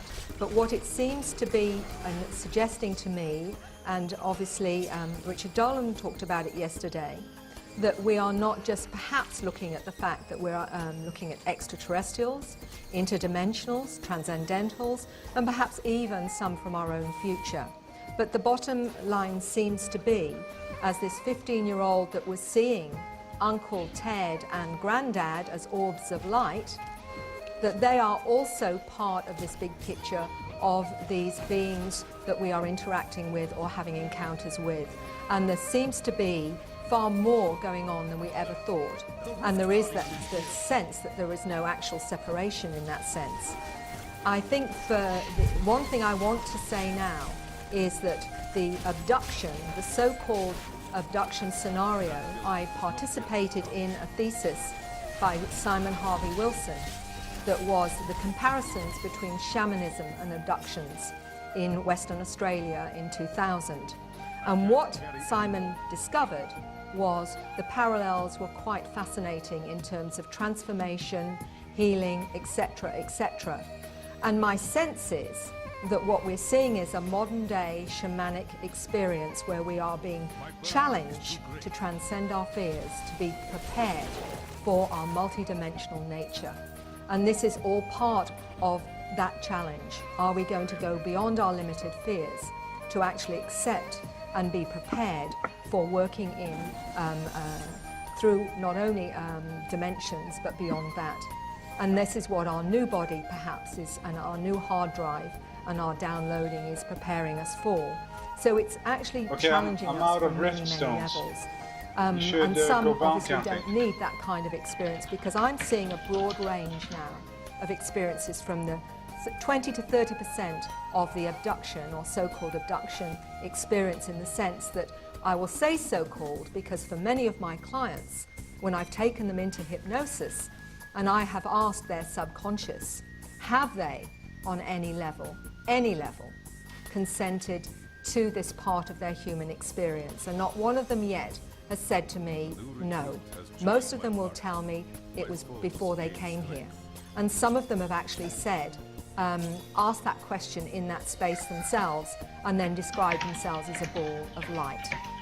And some of them have also said that they were non-human before they came here. They were extraterrestrial, and they have undertaken to come to this planet to assist this planet to evolve. Now, it's not for me to judge that understanding or that experience. If this is what that individual, and I will say to them, does this make sense to you? Does it resonate? Do you want to do a bounty hunting yes. Torment 2? But one of the things that was quite or fascinating, Torment 1, one of the so young it goes ladies who faster. was aware of a dual consciousness, she said to me, yes, I did, but she said the extraterrestrial part of me was cool with it. But she said the human part of me didn't realize it was going to be so hard, which is fair comment. But what I'm saying is this is only from their understanding or their subconscious. It's not for me to judge or assimilate or even try and in any way put any of my own thoughts and feelings with this. What I'm trying to do with my work is to give a person the understanding that makes sense to them in terms of understanding their own experience and reality.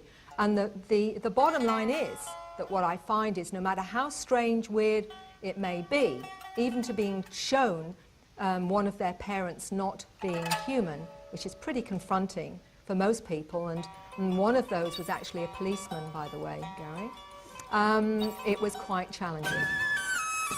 So what's interesting for me is not something they would consciously want to say or even admit to, but they say to me on a deeper level, it actually resonates. And that's all that matters to me, is that it makes sense to them. What it allows them to do is integrate this experience and heal and move on and expand in their own way in whatever makes sense to them. So instead of actually being in conflict with their third dimensional paradigm and trying to fit this experience into that box, they accept that they're operating on two levels of human experience, and once they can accept them both as being okay, they can actually grow with that, integrate, heal, and live normal lives and normalize it, which is very difficult in a world that denies their very reality. So with that, I hope I've given you something to think about.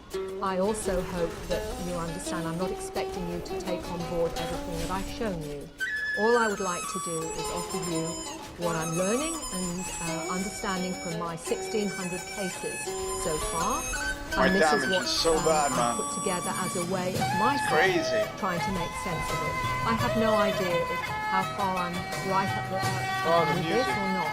But if anything makes sense to you, or if it even just incites your curiosity, then that is basically all I need to do. And I want to thank you all for we being can talk. a wonderful audience. And I Whatever. have got a chance for a few Jag hoppas questions. lagt det. So if you've got any questions, I'm quite happy to answer Det them. spelar ingen roll. Eller spelar det roll?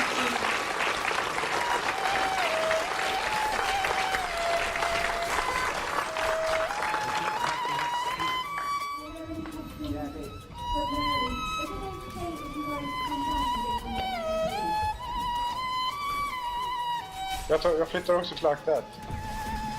Lätt.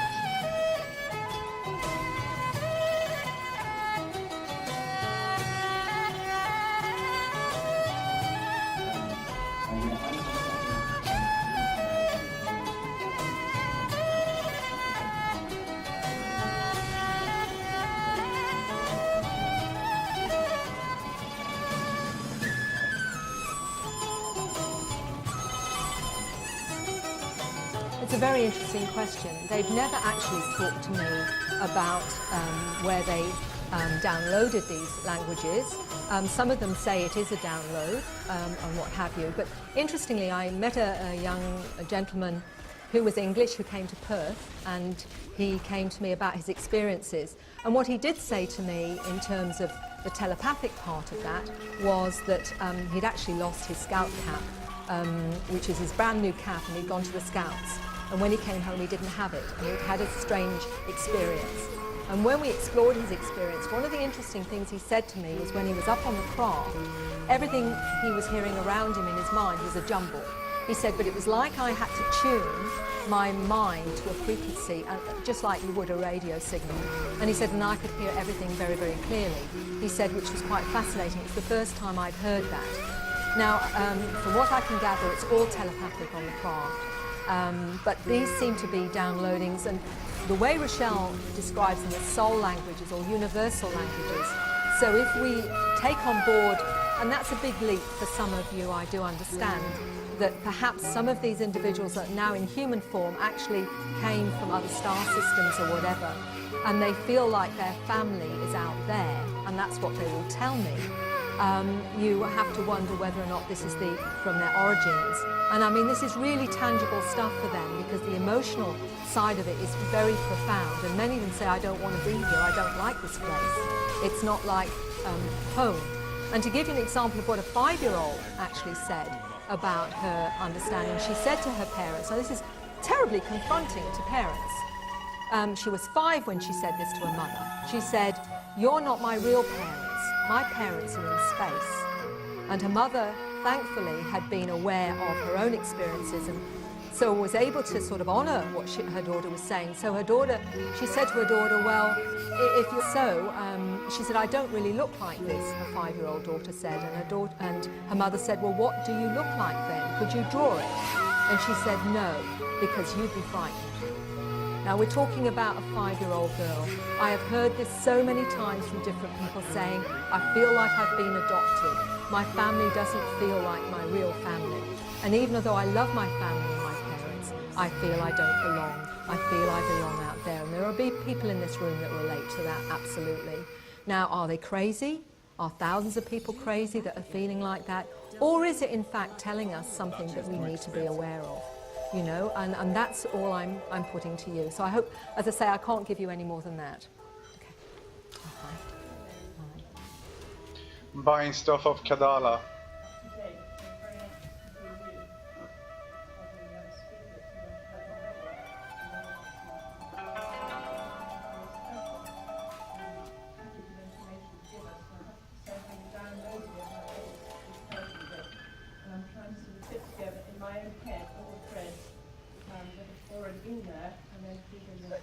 Ja, eller han och jag, vi körde jättemycket. Yes! Där satt den. Tjoff! Ring of Royal Grandeur. Så ja. Nu så. Nu kan det börja hända grejer. Oj, oj, oj. Nu händer det grejer. Snyggt alltså. Yes.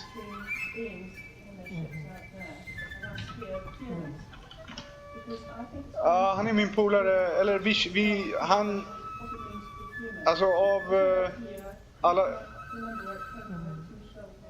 no socket, but still.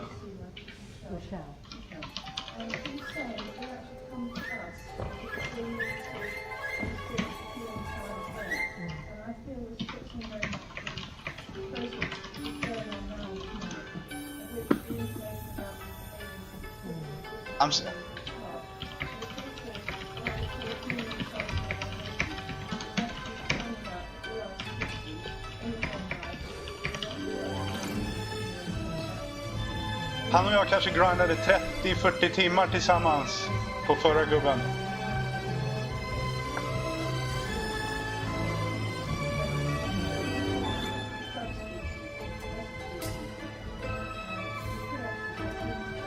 Han var väl en av dem jag grindade mest med.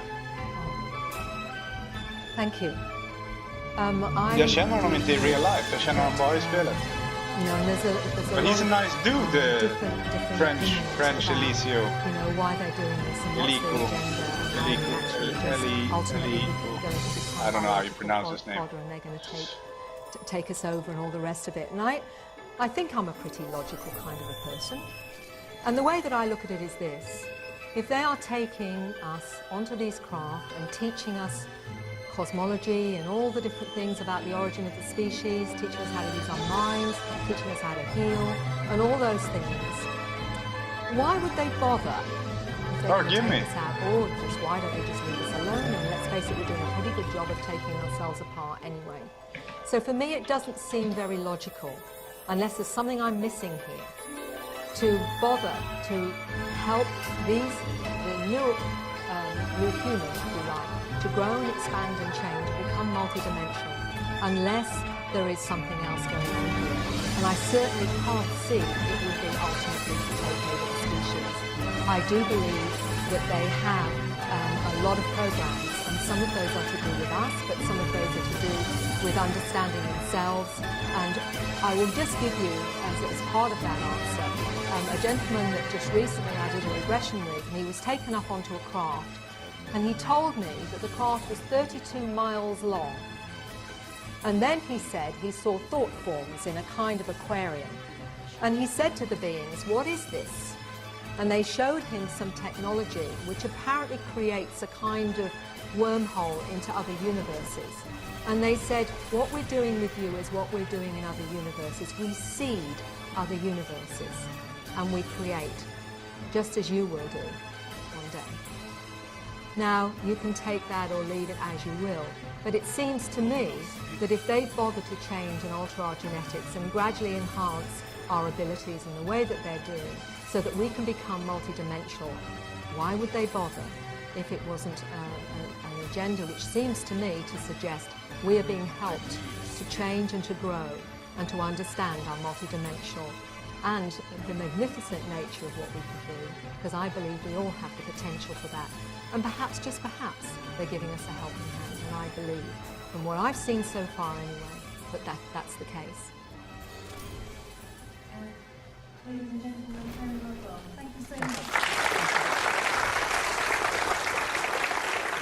Yeah, it was a really weird seminar, definitely, but I think she was entertaining. I enjoyed a lot of what she was talking about. Definitely, I did. But now we just do some music because I've had enough talking for tonight. Don't need this loud though.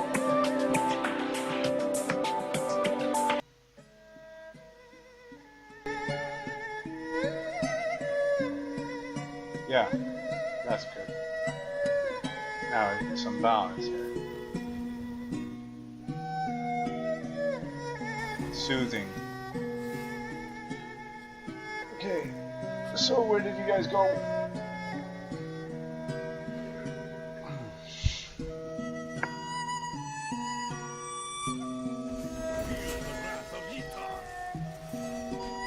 Oh, what was that?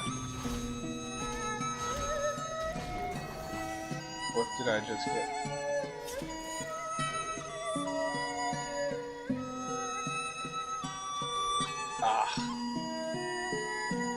I thought it was the furnace. You never know.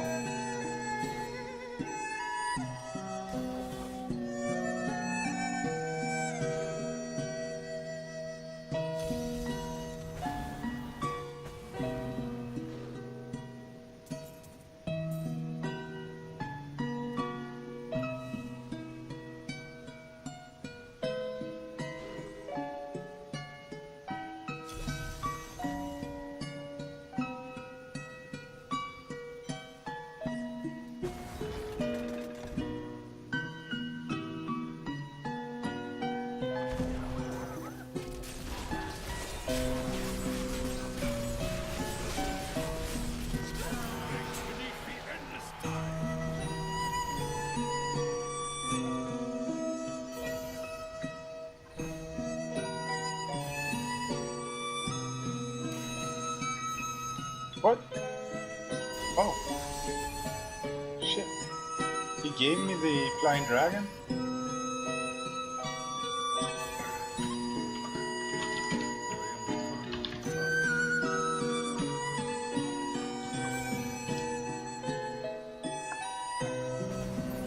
Some nice stuff.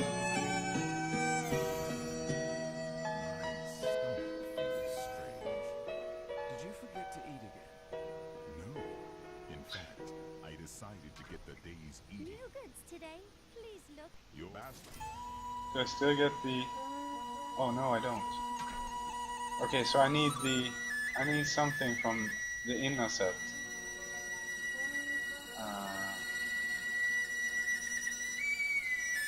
Should I skip the...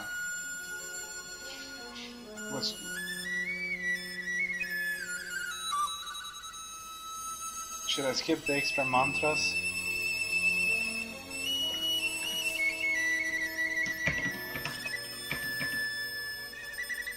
Now it's starting to get complicated.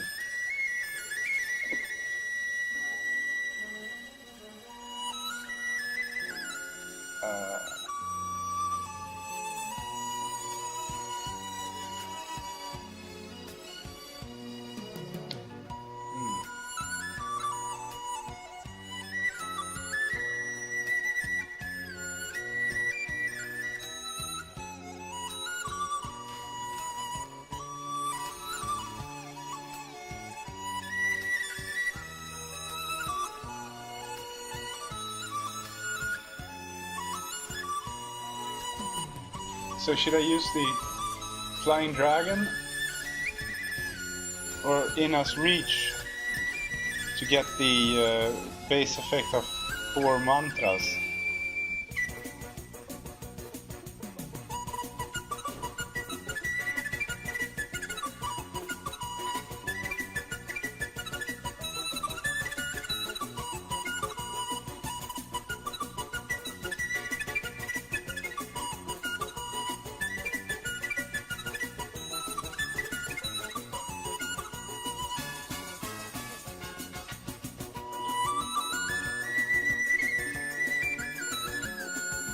Should I change the stats on the flying dragon?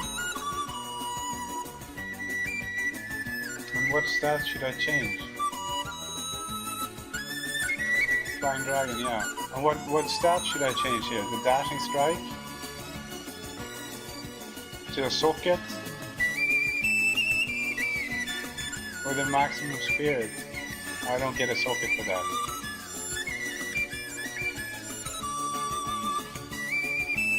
What do I change to? It's gotta be this one. Because I don't even use dashing strike.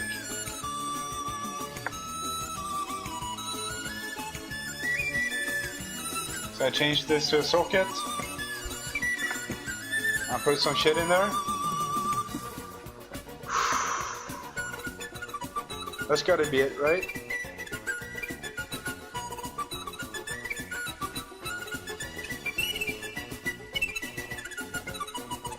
Change the dashing strike damage to a socket.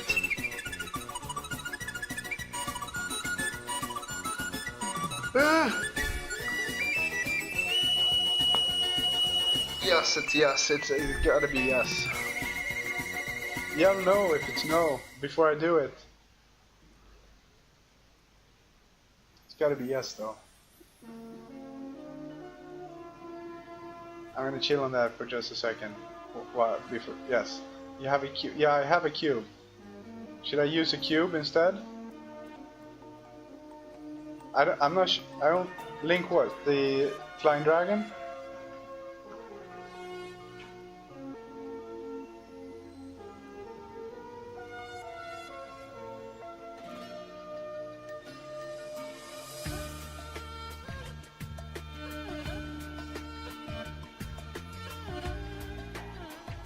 It's not, I mean, yeah. It's not the best flying dragon I've seen, but it's okay.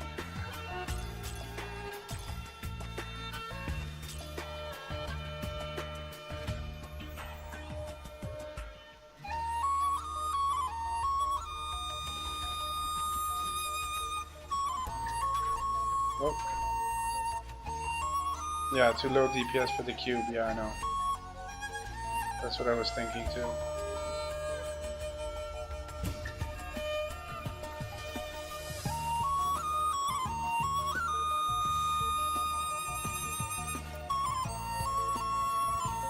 So the question is, do I resocket it? Or do I do I change the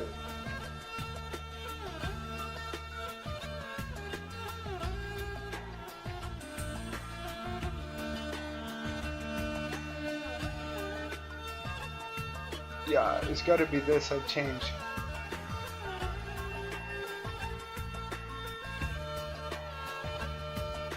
Oh shit, that's insane.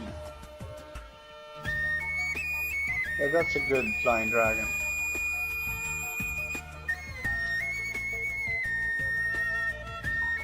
Yeah, but what do I put instead? And get socket, yeah. Okay, I'll do that.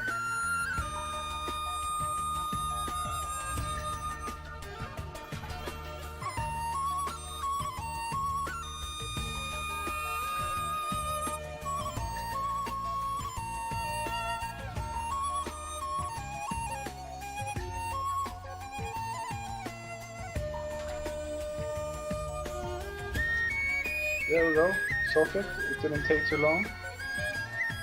Okay, now I need to put a green stone, yeah.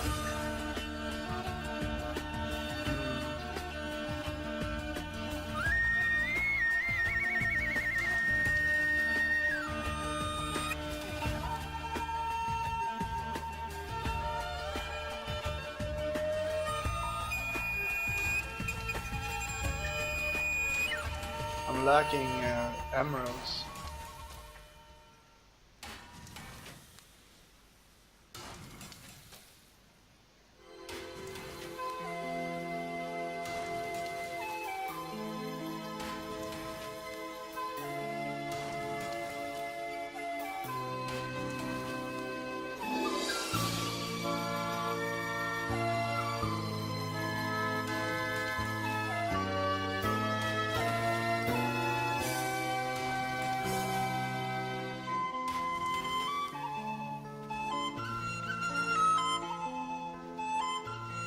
I could make 2 royals. I couldn't make a flawless royal though.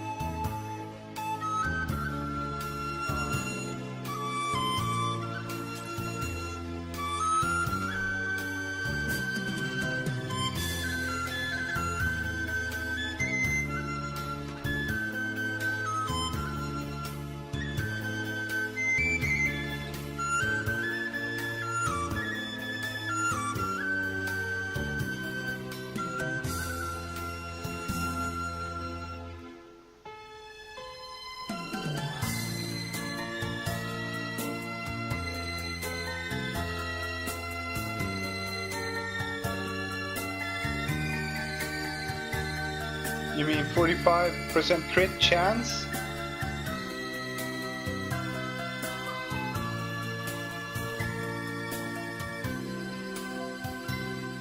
Oh, okay. Yeah, my crit chance is way too low right now.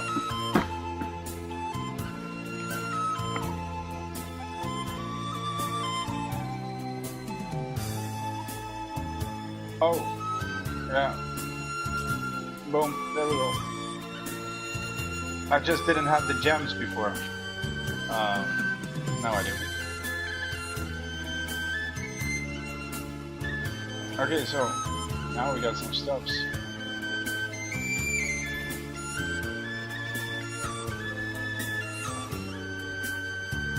Yeah, I'm starting to feel a little bit better now.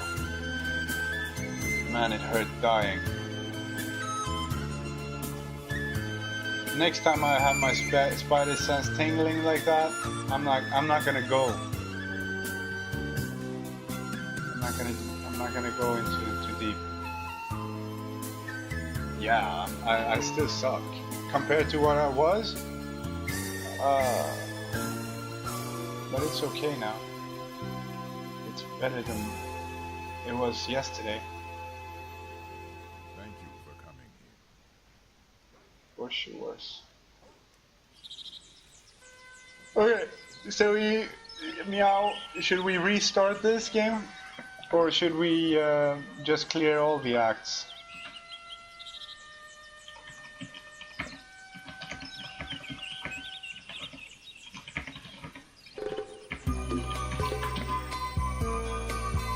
Or do you guys want to do some greater rifts?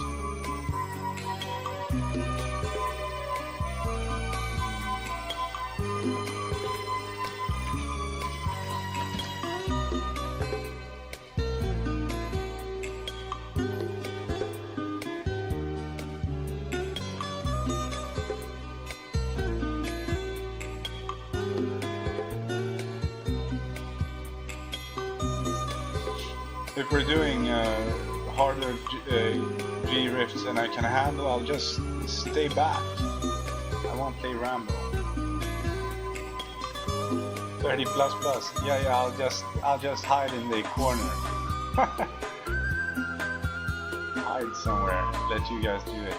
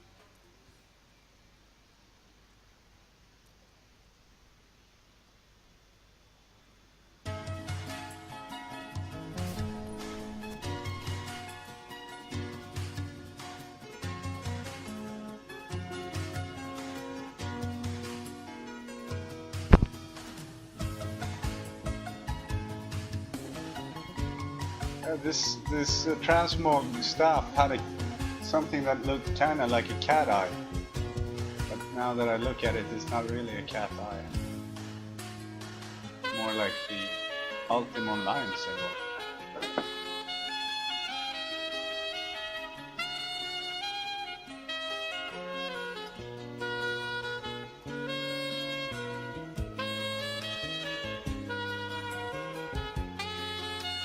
Vad vill du göra?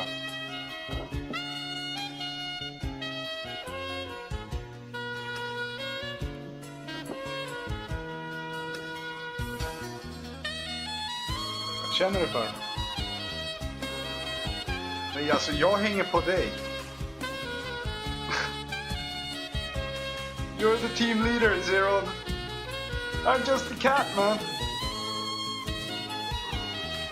I'm just cruising. Well, I need to do. Jag behöver bounty hunting. Jag behöver mer riftstones. Annars greater rifts. Men det är inte så kul förrän jag kan göra någonting i och för sig. Ja, i och för sig, man kanske droppar något fet loot om jag hänger bakom dig.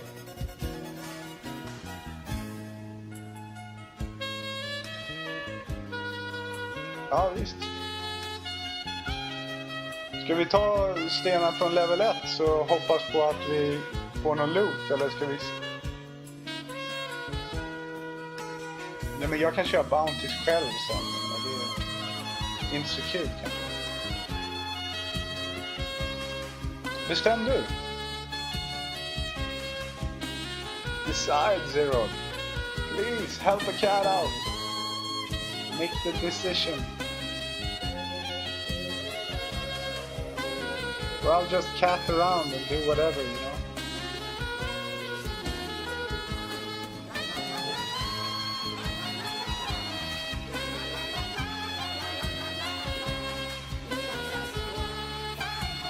jag behöver fortfarande en piece av...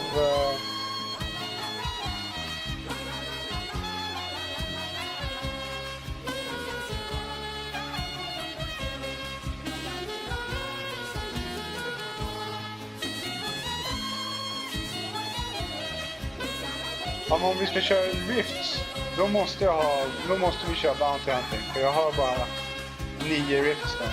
Och det tar slut direkt. Okej, vi kör Bounties då.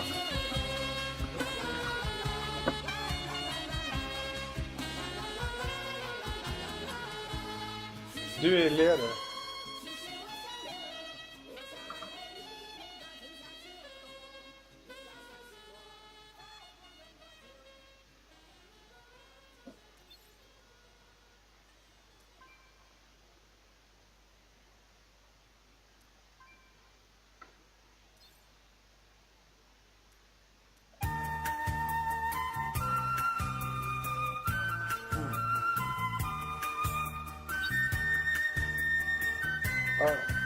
Du är leader.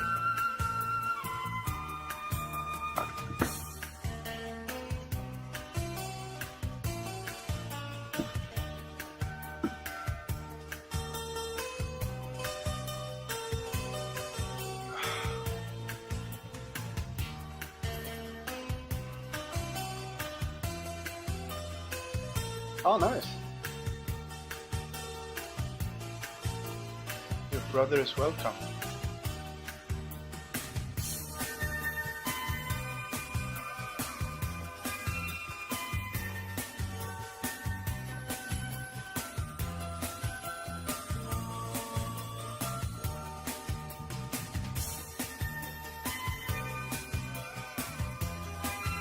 Oh, no.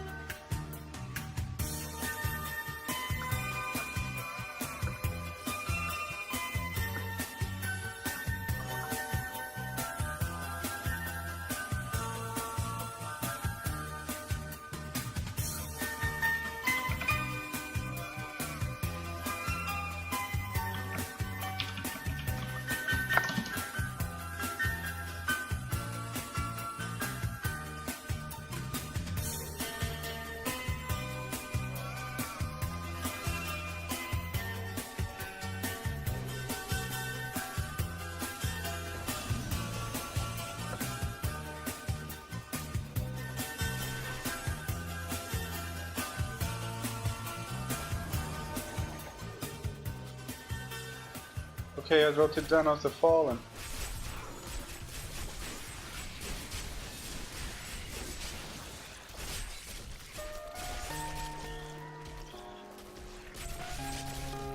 I don't have enough spirit.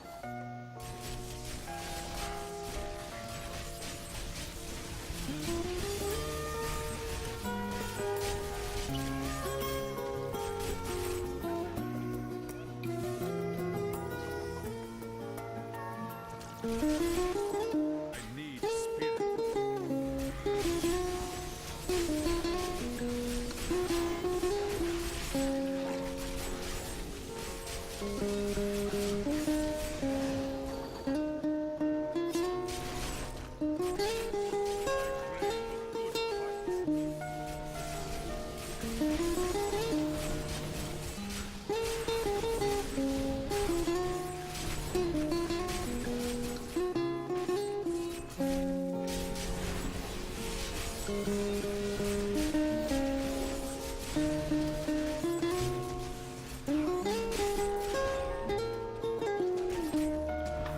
Yo, bro.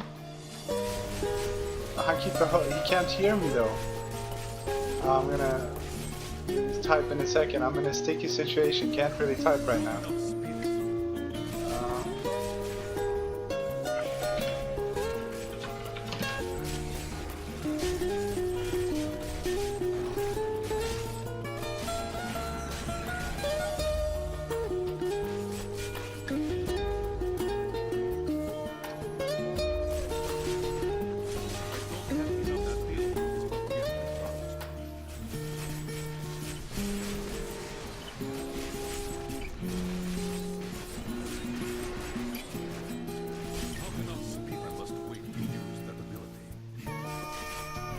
Oh, okay.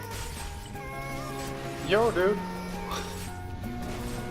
Oh, shit. I'm getting hit by hard. Så ja. Han vet att jag dog häromdagen då.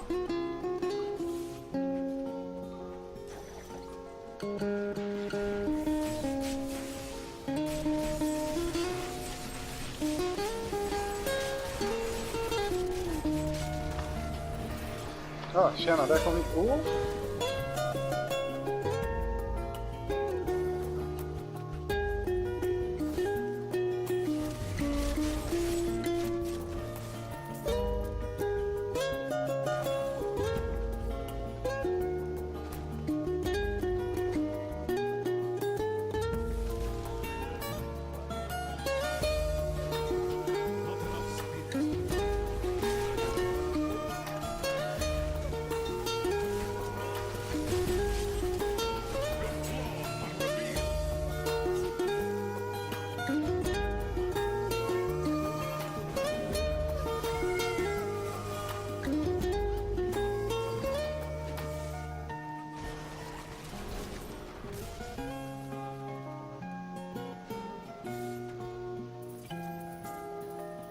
Cat runners.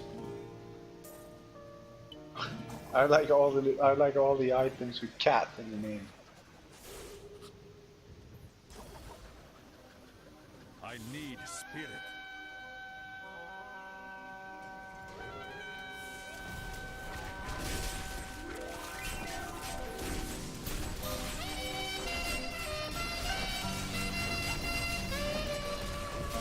Okay, enough of this saxophone. I gotta switch the music up.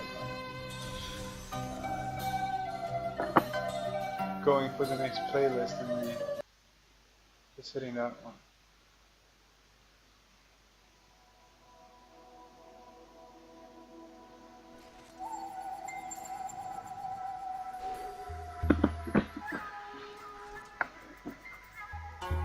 Clicking my way through YouTube playlists. You never know what kind of music you get.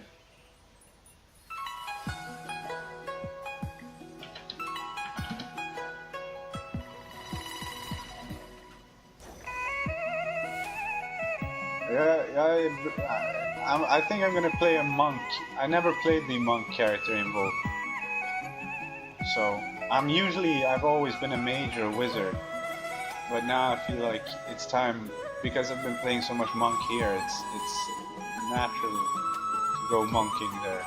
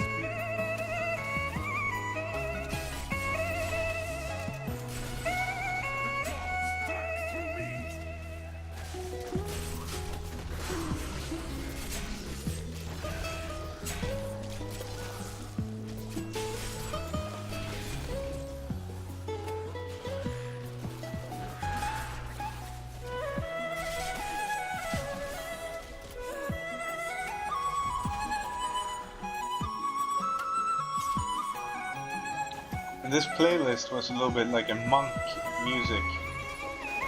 Very catty, very zen. I like it. It's perfect.